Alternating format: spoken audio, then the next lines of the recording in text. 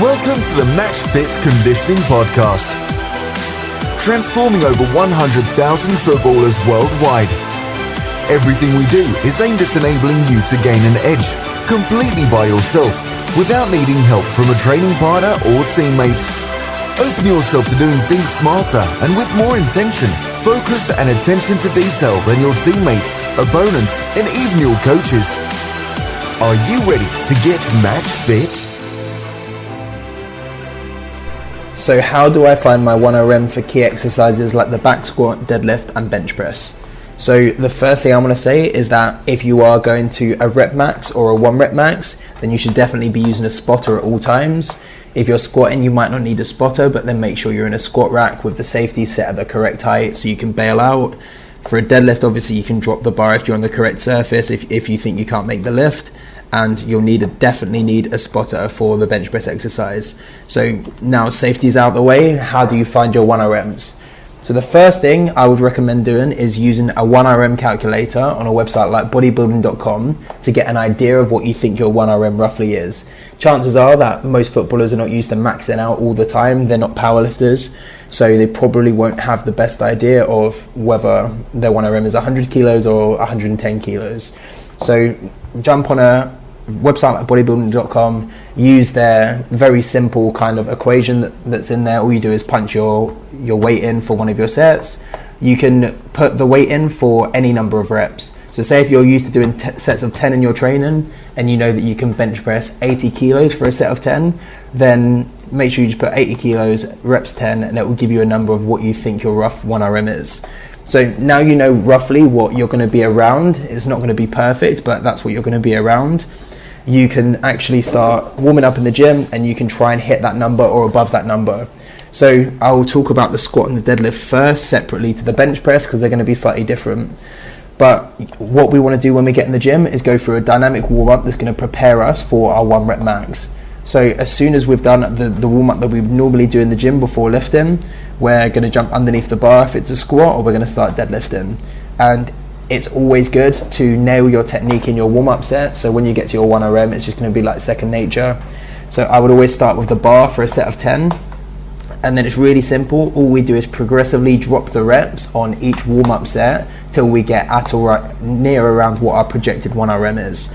So if you think that you can squat roughly 100 kilos, then you're going to squat 20 kilos just the bar for 10 reps, and then you might get to 40 kilos for 10 reps, and then the goal is to be as fresh as possible and as energized as possible when you reach the heavier weights. So at this point I would drop down to 60 kilos for 5 reps, and then I might do 80 kilos for 3 reps, at 90 kilos for 1 rep, and then it's your choice whether you want to take the jump to 100 kilos or whether you want to go to 95 kilos first. If you're not so sure, it's definitely better to go in small increments to make sure you're confident and you hit your reps. Missing a rep in your warm-ups is not a good idea. You want to be positive and you want to be ready going into the heavier sets or the heavier 1RM test. So if you've done 95 for 1 and it feels good, then you can go to 100. If it feels good, you can keep going up, but I'd probably keep going progressive small increments as you go up till you find your 1 rep max. So if you manage to squat 105 and then miss 107 kilos, then 105 is going to be your 1 rep max. I probably wouldn't recommend missing reps often. If you miss 107 kilos, I wouldn't revisit it. I would call it there, and next time you test, you can do that. Missing a rep is probably one of the most dangerous things we can do in the gym, especially while we're fatigued and especially under max loads. So if you miss it, just be happy that you might have got a new 1RM. If you haven't got a new RM, it doesn't matter, play it safe.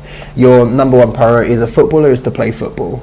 So that's what I would do for squat, and I would also do something similar for deadlift. For the deadlift, I would probably use straps.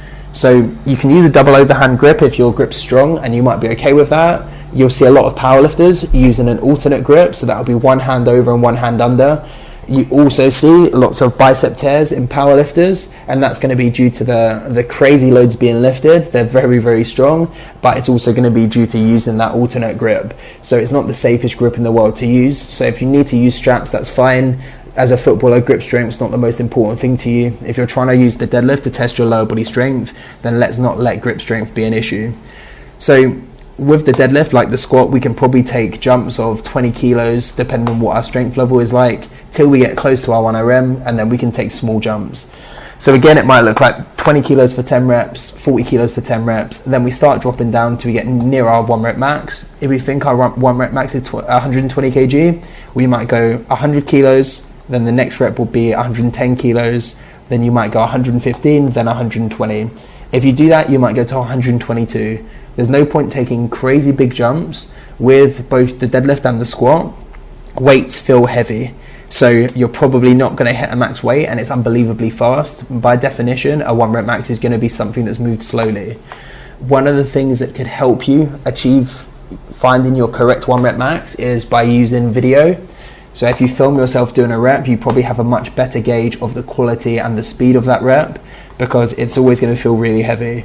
So quite often you'll come away from a squat and think, you know what, I can't do any more. And then you'll watch a video and the bar actually moves fairly quickly. So with the squat and the deadlift, we can take fairly big jumps in our warm-ups, and we just want to reduce the reps. With the bench press, it's slightly different. Our bench press is going to be much lower than our squat and our deadlift, hopefully. If it's not, we've got some issues to address, but our bench press is going to be smaller.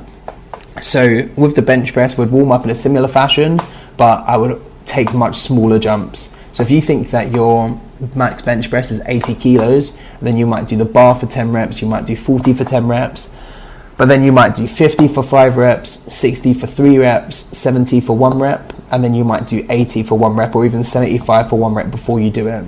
So just take smaller jumps, make sure you've got a spotter with you. Ideally, that spotter, especially for bench press, is going to be the same each time. You don't want to be thrown off in between reps or just before starting a really heavy rep by a different spotter doing something differently.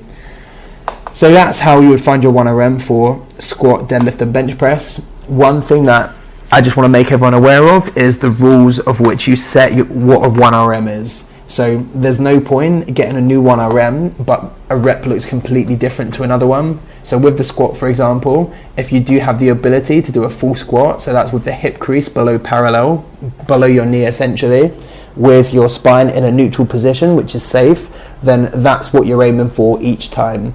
With a bench press, if you're going to have the bar touch your chest in your warm-ups and then the rep is completed when your arms are straight, that's great. If you change it during and you 1 rep max at 100 kilos but you only go halfway, then you haven't really got a new 1 rep max. So make sure you know what the rules are and what you're defining yourself by, so you're actually tracking your progress and not just kind of cheating the rep or doing something slightly differently. So you can just mentally know that, write it down in your phone what you're going to hit. Generally the powerlifting rules are quite solid in terms of looking for something to define your reps by. So let's make sure we're getting good quality reps, let's make sure we're being safe, and let's make sure we're actually tracking our progress and not just our ability to cheat on an exercise. So if you found any value from this and you think that any of your teammates can value from finding their 1RMs, then send this directly to one of them. Thanks for tuning into the Matchfit Conditioning Podcast. If you enjoyed this podcast, please share it with one of your teammates. To learn more about the Matchfit method and to start your training with us, visit www.matchfitconditioning.com.